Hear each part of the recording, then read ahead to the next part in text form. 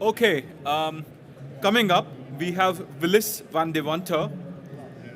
He works as a senior staff security researcher at SP Rocket Security. Willis is very passionate about speaking in conferences and had presented at Hack Miami recently. He and his team contributed towards additional checks for Burp Suite's B-Checks plugin. His topic this time is bypassing WHOIS rate limiting and alerting on fresh enterprise domains.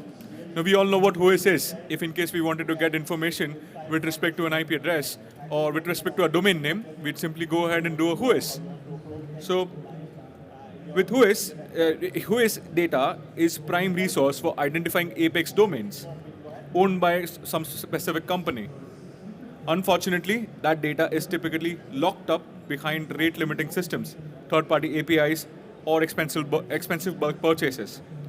What Willis did is that Willis made use of a cloud environment, serverless cloud environment, and had random IP addresses to go ahead and bypass such kind of a scenario.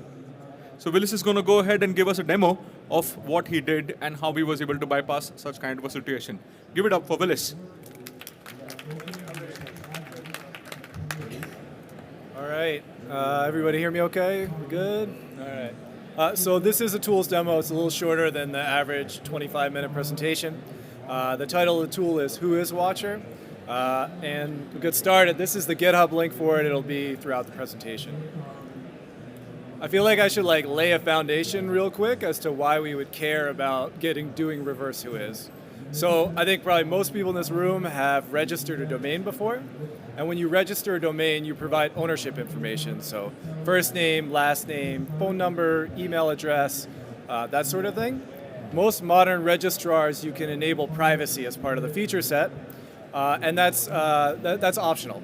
If you choose not to enable that, then if somebody does a WHOIS lookup on the domain, they get back this information. So they get back the ownership information. If you do enable it, you should usually get back redacted for privacy. And there's a URL, you fill out a CAPTCHA, and you can get that ownership information back. This is really often used as part of the reconnaissance process in offensive security. And again, I'm sure you guys are familiar with this, but just to sort of level set a little bit. So for example, you go to your terminal right now, you type in whoisbankofamerica.com, and you'll get back the ownership information, so the name, the address, that sort of thing. At the bottom, I've highlighted the email address. So it's very common to use one piece of information, usually the email address or the name, and do a reverse lookup. So we're saying, what other domains have been registered by domain.administrator@bankofamerica.com, or whatever the focused Apex domain is. So if you do this in WHOIS, which is up here, you'll get back 400,000 domains. So that's quite a lot, but there's a couple things to keep in mind. One, that's a historic record. So that's any domain ever registered with that email address going back as far as they have the data. And two, as a pen tester, we'll need to do some validation. So we'll need to pick out domains from here that we think are really owned by Bank of America, and then we go after those. And as a red teamer, as a pen tester, those are often domains that maybe not quite as taken care of, depending on the company. But either way, it really quickly expands the attack surface map. So we're going from one single Apex domain to other Apex domains and kicking off subdomain brute forcing, right? The pipeline of reconnaissance is sort of going off after that. To use an example, in the past 6 months, we had an assessment. They gave us one Apex domain, did reverse WHOIS, found additional Apex domains, performed scanning, brute forcing, identified an environment JSON file that had been left by DevOps, that had Azure creds in it, and that got us into the environment because the other Apex domains are often hosted within either the same cloud or the same environment. So hopefully that lays it down a little bit as to why you might care about reverse WHOIS when it comes to Recon. I like this quote a lot. I think it sums it up super well. I think Jason is around right now, but for every new Apex domain we find, we 4x our chance of hacking a target. So we get a multiplicative effect by adding an Apex domain. And in my mind, it's almost like a tree, right? We find another Apex domain, and all of these things branch out from that Apex domain. It's this additional ability to keep on testing against the customer. So again, the full pipeline of subdomain brute forcing, port scanning, services. All right, everybody following along so long, and most people have heard of this before, right? If you have, yeah. All right, cool. So there's a lot of tools around doing reverse Apex, doing reverse WHOIS lookups, but we had kind of a need. Like 50,000 to 400,000 domains are registered every 24 hours. So if we're using API keys to look up historic records, we're essentially missing out on almost every single day. And that's a lot of potential domains that we could be missing out on. So the idea was like, all right, how do we focus on not just historic domains, but how do we continuously test for reverse WHOIS? And that was part of the background for this, along with we built out a Recon platform around WHOIS. So we needed a tool that can process WHOIS lookups up to 400 domains every 24 hours. You can't just use like a residential IP. There's IP rate limiting in place. There's various reasons you can't do that. We need machine readable data, and I'll come back to this point in a minute. So we really wanted JSON as output. And we wanted to be alerted if a potential domain owned by a target is recently registered. So again, I'll come back to this a little bit, but it plays back into the reverse WHOIS lookup. I don't know if you guys are familiar with WHOISDS.com, but they will provide newly registered domains for the past 24 hours. So you can sign up for the service, you can download it, and every 24 hours you get a zip file with a text that has all the domains that were registered in the past 24 hours. So one of the first things they did was built into the tool. So if you are running WHOISwatcher and you do --nrd, every day it will download all of the previous day's domains. So you set it on a cron job, and you wake up to fresh domains essentially every day. So that's one of the first features to put in place. That might be kind of hard to read, but like, I guess who's worked with WHOIS like a little bit, like who's played around with WHOIS? All right, you'll notice sort of quickly that it's human readable. Like you type in WHOIS for a domain and it's like delimited by new lines, and it's actually completely up to the registrar. So here's like 4 different domains, and they all look completely different in their output. That's really hard to work with if you're doing it at scale. Like it's too much. So another thing WHOISwatcher does is, and whenever you do a WHOIS lookup, it'll return it as JSON. Because then, am I like yelling into the mic? Holy shit. There we go. So it'll return it as JSON. And then you can parse based off of that. It's pretty helpful. It uses a standard WHOIS library, standard Go library to do that. Okay, so we're pulling in domains every 24 hours. We are getting JSON output. Now we need a way to look up domains at large scales. So there's 2 ways that WHOISwatcher will do that. The first is through IPv6 proxying. And I wasn't aware of this until about a year ago, but if you create a VPS and you enable IPv6 in it, you'll get more than one IPv6 address. So you actually get a net block of IPv6 addresses. So for like DigitalOcean, you'll get about 15. If you do Linode's $5 a month VPS, you'll get a /64, which is a sextillion number of addresses that you can use on your single device. So there's a great tool called Trevor Proxy, and I think I saw Techromancer earlier. He wrote that, and it sets up a local SOCKS proxy. So every request you make into the SOCKS proxy, it modifies your source IPv6 address, essentially to bypass rate limiting, because you come out with a new IPv6 address with every single request. So if you're doing it this way, you'll complete about 100,000 to 200,000 WHOIS lookups per 24 hours. I still think that number could be tweaked. I think we could do a little bit better with that, but the big downside is not all registrars support IPv6. So for many of them, you'll be able to do it, but you're going to occasionally have domains that you just can't look up with IPv6 proxying. Everybody follow? Is that making sense? Cool. All right. So the best way I've seen to do this is with serverless cloud. So WHOISwatcher is Go, so you can cross-compile it, push it into Lambda. You can use AWS CDK to do it. That's how I did it for a long time. But recently, Lemma came out. So I guess, how many people have heard of Lemma before? Raise your hand. A couple there. It's a great utility. It's written by DefParam, and the idea is you can take a Go binary and push it into a Lambda function. It'll give you a Lambda function URL, and you can just call that to distribute workloads at scale really well. So if you add WHOISwatcher, like the link from GitHub, into tools/install tools.sh, it'll just push it into Lambda. So there's no other work to be done. It's now completely in Lambda. And so here would be an example. You could do cat domains, you pipe it to lemma. With 400 concurrent invocations, which is not a lot, like most people's accounts have about 1,000. Holy shit. Is it me? So I should just push through this feedback? Just keep talking? Okay.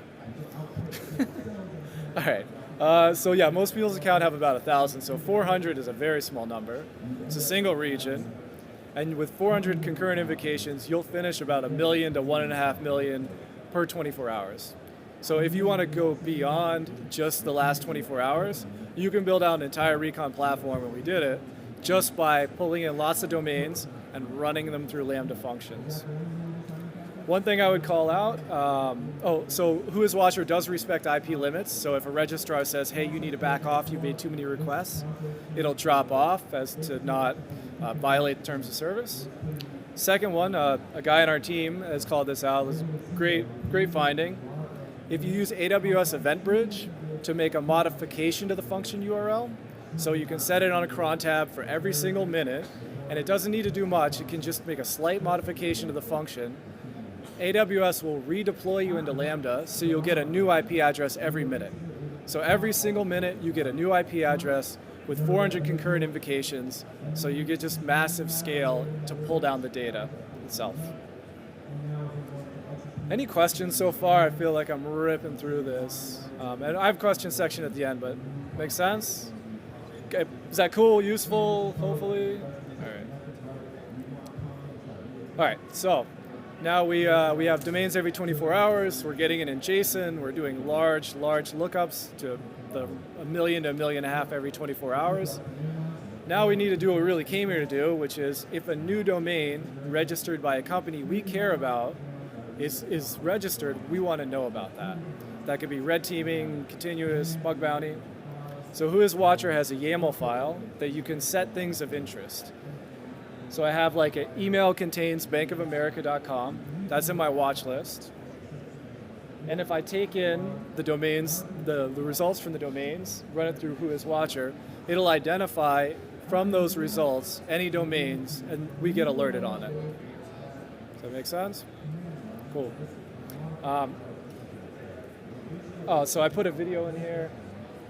Try and walk through this real quick. So we have a list of domains. I think there's going to be, there's 400 domains in here, so it's not a big list. We're going to run it through lemma like I was talking about. We'll use 400 concurrent invocations. So in this step, it's just going to push all of those domains out to Lambda function URLs, pull in the results and store them as a file. It should take around 10 seconds to run these. You can get much better scale by modifying your timeouts and doing small tweaks. So it's all pushing them out, doing it live, right? So, 13 seconds to get all of the results. Sort of verify that all the results are in there. They're now in there as JSON. We can do whatever we want with it. In this case, we're going to run a watch list to identify another domain owned by Bank of America that was in that domain set of 400. So our watch list is for an email that contains Bank of America. So again, we're providing the watch list and using the results.json that we got in the previous step. And there we go. There's a minpaychange.com that we now found out about that was from that domain set. So that would be an example of using the tool sort of beginning to end. Right.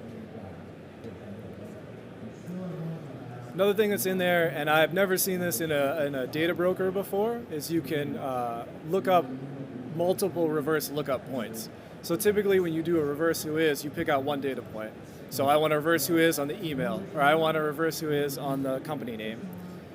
when you own the data, you can do it on multiple points, right? So in this case, what the watch list contains a combination of Tesla and a registrar of DNS station. And the reason we would do that, and it's kind of hard to see on the left, but like Tesla redacts all their WHOIS information. But they often use the same registrar, because most enterprises do that. They don't want multiple registrars. Like you don't want AWS and then also DNS station or Namecheap. So we can sort of filter on the idea that they're likely to register with the same registrar. So here would be like an example of 2 domains found that I haven't seen before, TeslaUnionFree.com. And basically all that is we're looking at a massive set. We're saying anything with the word Tesla in it and a registrar of DNS station, alert me. And like I can give an example in the past 6 months of using this technique to discover a domain that we didn't know about before simply by focusing on the registrar, even with redaction in place, because the customer always kept using the same registrar, so it was sort of easy to predict. Make sense? Yeah. So I mentioned this a second ago. I would highly recommend to store the results in a JSON file and then analyze them later. So you can run it through Lemma, store it as a JSON file, come back later. And the other reason you might want to do this is you can modify your watch list as time goes on. So you can, let's say you have a new customer or you're in bug bounty, you have a new domain. As you're updating your watch list, you're still analyzing from your previous results at sort of no cost. You're not burning an API key to do it. So, all right, I'm getting pretty close to closing up here. One thing I want to add in is some sort of like an almost in a domain. So like for domain typo squatting or cases where a customer does a domain that's almost their name, I would love to have like the Levenstein distance as part of the watch list in order to get alerted on domains in that way. Probably needs better error response handling. Like one of the worst problems with WHOIS is it completely depends on the registrar. So you can look up a .de and get a completely different error than if you look up a .bank or some other specific TLD. So that probably needs to be worked on. And then better international TLD support, again, due to registrar constraints. All right, so I added, as I've been going along through the research, as I mentioned, we did an entire platform around this, so I added some examples into awesome WHOIS resources, probably add a few more. That's the tool there. Say that, yeah, I mean, that's all I have. Hopefully, anybody have any questions? Okay, thank you. Appreciate it. No? All right. Thank you so much, everyone.